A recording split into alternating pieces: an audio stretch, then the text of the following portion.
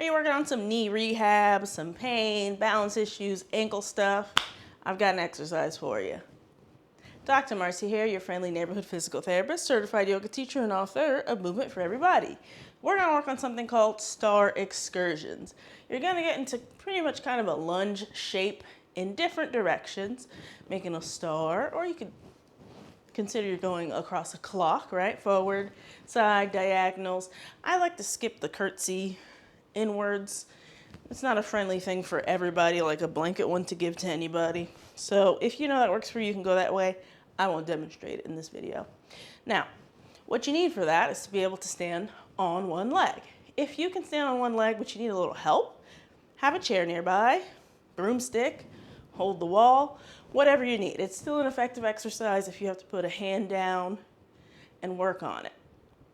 And what you can do as well is slowly take away that hand over time when your balance starts to improve. So maybe you have a whole hand on a chair, then maybe you just do a palm leaning, maybe you go down to 2 fingers. Still a great exercise. So, the mechanics. You gotta be able to stand on one leg. You gotta be able to hinge forward and bend your knee. I'll show you from the side. Hinge forward and bend your knee as if you're sitting down into a chair but only on one leg. Why? Because if you do it like this, you're not going to get very far and you're not going to be able to reach.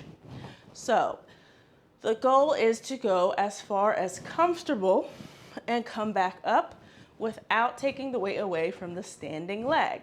So that's why you're in kind of a lunge shape, but we're not calling these lunges, because lunges you have 2 legs doing support at some point in time.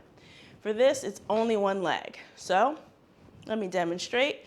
You're going to plant that foot. If you are barefoot, then you could spend more time focusing on the foot and ankle, meaning spread those toes, grip the ground, get that arch engaged, and then start with a soft knee. Don't fully lock it. Soft knee, and then we hinge and bend forward, reach diagonal, reach side, reach diagonal back, reach straight back, as far as comfortable.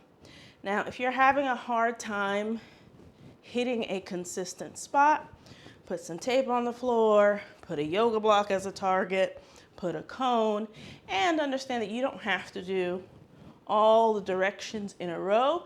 You can just hit forward, boom, forward, boom, forward. Take a break, and then go boom, diagonal, boom, diagonal, right? Notice, again, my weight is completely on this standing leg. So I hinge forward, I'm over here. The farther that I reach with that toe, the deeper the bend in the knee. So if that feels pretty good, you can reach with that leg, get far, come back up. Then here are some ways that you can progress it. One thing you can do is add a band around the hips. Whether you've got a glute band, like a small loop band, or a long band that you can tie around, you'll figure it out, right? So as I, boom, engage my foot, soft knee, weights on one leg, and reach out, now I have added resistance of the band at my hip.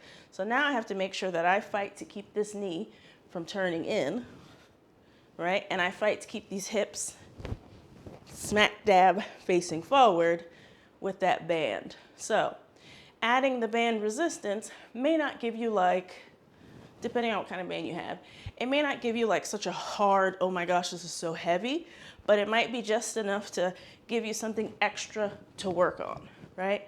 So when we think of progression, we have to think about different things. It's not just we need it to feel heavy. Okay, another thing you do is add ankle weights. So you can add some ankle weights to your leg to make your leg heavier.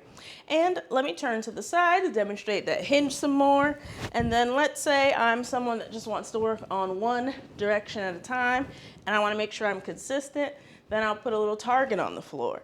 So boom, I got my hinge, I got my soft knee, left leg is engaged, and I'm going to reach and tap from my kettlebell, come back up. You can use whatever you want for target. X on the floor, paper, yoga block, it doesn't matter. Just something you could tap, right? Okay, the other progression is standing on something unstable. So if you have a balance disc, a foam pad, a bosu ball, anything like that. If you're gonna stand on it and you have to keep yourself stable, that is also a good progression, okay? Another idea is that you can hold a weight. So now you're gonna have to work on a little core action. Depending on which side that you do it, you might have to play around with it, right? So if I'm holding the weight on the same side as the leg that's moving, I'm gonna have trouble with the out to the side, right? I can still do my forwards and my backwards, but I'm gonna have trouble with the out to the side because it's in my way. So you might wanna have it on the same side as the standing leg. It kind of makes more sense. You could do the other one, you'll just be limited. So soft knee, right? Hinge forward, my core, boom, braced, tucked. If you don't know what that is, look at my other videos. And I could go forward, diagonal, out to the side, diagonal back, diagonal straight back, right? And do my star excursions. So those are ways to progress. Add weights and resistance, stand on something uneven, or we can add hold times and more reps. So instead of me just going bow, bow, bow, bow, I could go down, hold, come back up. Go down, hold, come back up, right? Lots of different ways to play with intensity. Let me know if you have any questions. Otherwise, I'll see you on the next one.